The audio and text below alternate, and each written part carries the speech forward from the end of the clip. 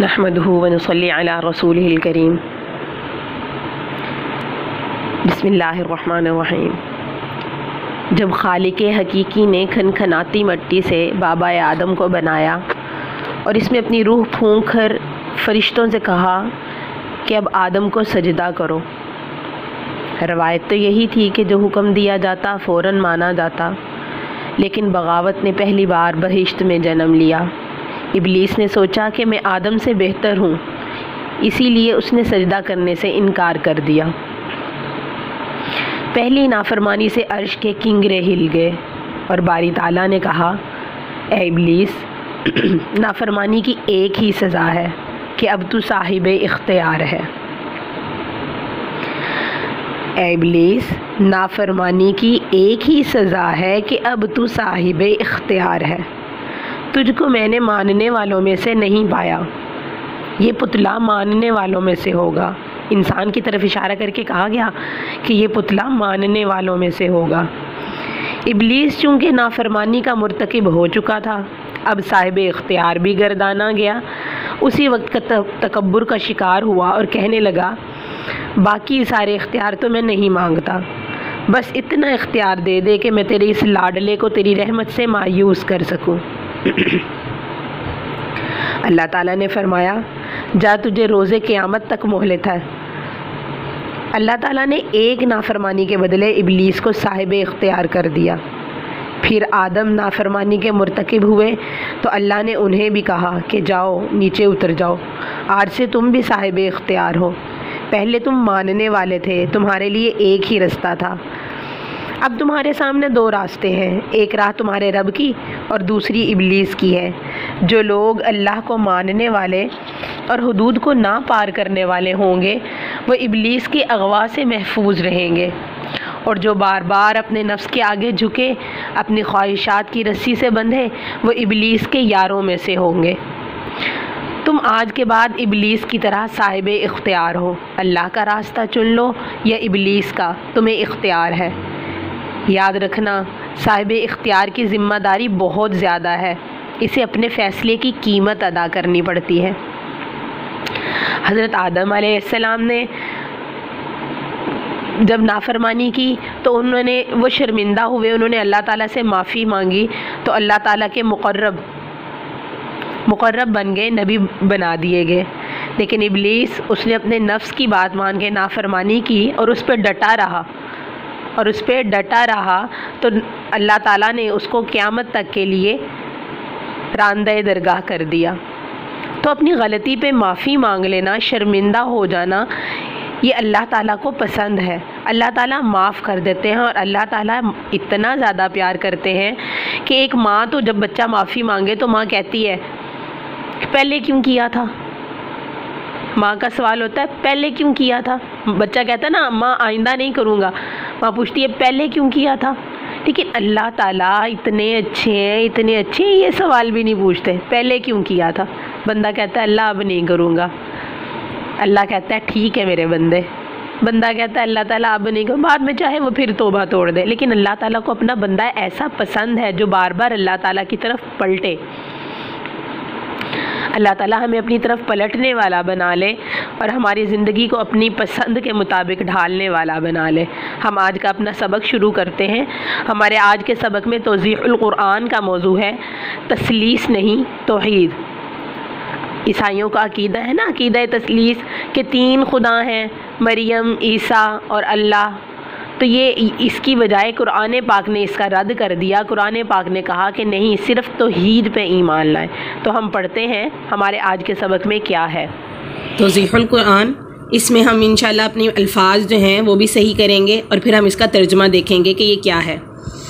یا اہل الکتاب لا تغلوا فی دینکم ولا تقولوا علی اللہ الا الحق انما المسیح عیسی ابن مریم رسول اللہ وکلمتہ القاها الى مریم وروح منہ فآمنوا باللہ ورسلہ وَلَا تَقُولُوا ثَلَاثَةٌ انتهوا خيرا لكم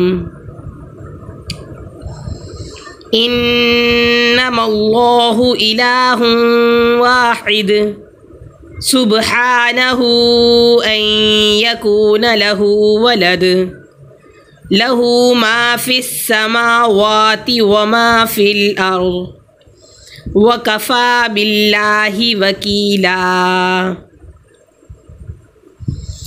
ترجمہ ہے، اے اہل کتاب، دین میں غلو نہ کرو، یعنی حد سے نہ بڑھو، اور نہ کہو اللہ کے بارے میں حق کے سوا، اس کے سوا نہیں کہ مسیح عیسیٰ ابن مریم اللہ کے رسول ہیں، اور اس کا کلمہ جس کو مریم کی طرف ڈالا اور اس کی طرف سے روح ہے، سو تم اللہ اور اس کے رسولوں پر ایمان لاؤ، اور نہ کہو کہ خدا تین ہے، اس سے باز رہو، تمہارے لیے بہتر ہے۔ اس کے سوا نہیں، بے شک کہ اللہ معبود واحد ہے، اور اس سے پاک ہے کہ اس کی اولاد ہو، اور جو کچھ آسمانوں اور زمین میں ہے اسی کا ہے، اور اللہ کارساز کافی ہے۔ ایک طرف یہودی حضرت عیسیٰ کے جانی دشمن بن گئے تھے، اور دوسری طرف عیسائی آپ کی تعظیم میں حد سے گزر گئے، اور انہوں نے حضرت عیسیٰ علیہ السلام کو خدا کا بیٹا کہنا شروع کر دیا، اور یہ عقیدہ اپنا لیا کہ خدا تین ہے، باپ، بیٹا اور روح القدس۔ کچھ کہتے تھے کہ روح القدس یعنی حضرت جبرائیل ہیں، جبکہ کچھ کا کہنا تھا کہ حضرت مریم ہے۔ اس آیت میں دونوں کو حد سے گزرنے سے منع کیا گیا۔ حضرت عیسیٰ کے بارے میں معتدل بات بتائی گئی جو حقیقت کے عین مطابق ہے، یعنی وہ اللہ کے بندے اور اس کے رسول تھے، اور اللہ نے ان کو اپنے کلمہ کن اور باپ کے واسطے کے بغیر پیدا کیا، اپنے کلمہ کن سے باپ کے واسطے کے بغیر پیدا کیا۔ ان کی روح براہ راست حضرت مریم علیہ السلام کے بطن میں بھیج دی۔ جب اللہ تعالیٰ حضرت آدم علیہ السلام کو بغیر ماں اور باپ دونوں کے بغیر پیدا کر سکتے ہیں، تو حضرت عیسیٰ کو صرف باپ کے بغیر پیدا کرنا کیوں مشکل نہیں ہے؟ تو عیسائی جو ہیں انہوں نے یہ کہنا شروع کر دیا کہ حضرت عیسیٰ جو ہیں وہ اللہ تعالیٰ کے بیٹے اور خدا ہیں، جبکہ ایسا نہیں ہے۔ اللہ تعالیٰ نے بتا دیا کہ ان کو اپنے کلمہ کن سے بنایا ہے، باپ کے واسطے کے بغیر، اور ان کی روح براہ راست حضرت مریم کے بطن میں بھیج دی۔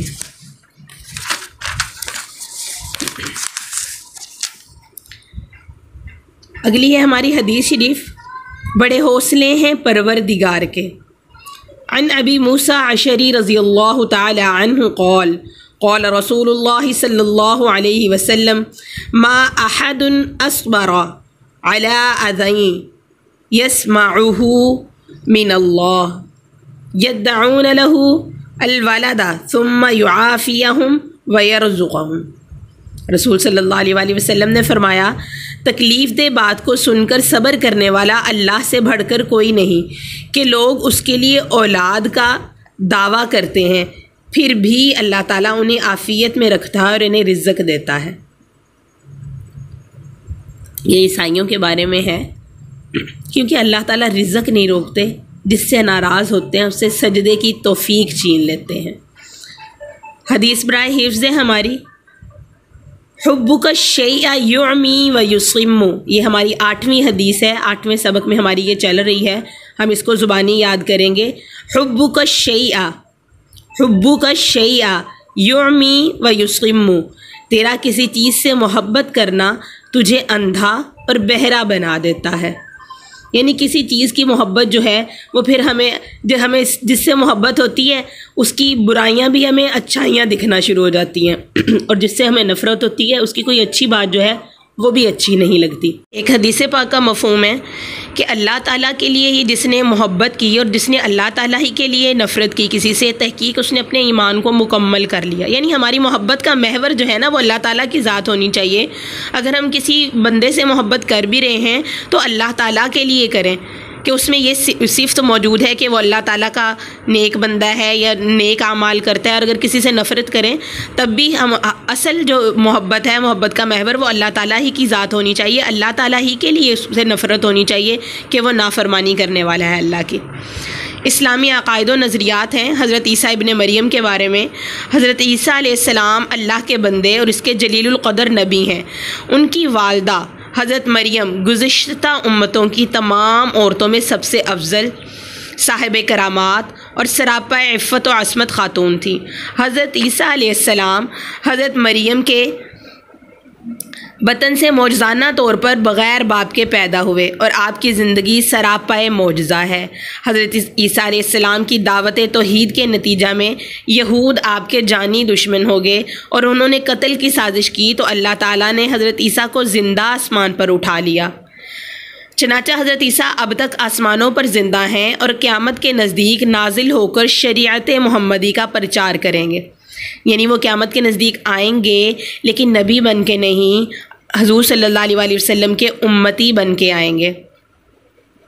حضرت عیسیٰ نے سنا نا کہ قیامت کہ ایک ایسی امت ہوگی جس کی دعائیں جو ہیں وہ بنی اسرائیل کے نبیوں کی طرح پوری ہوں گی، تو حضرت عیسیٰ نے کہا یا اللہ وہ امت مجھے دے دے۔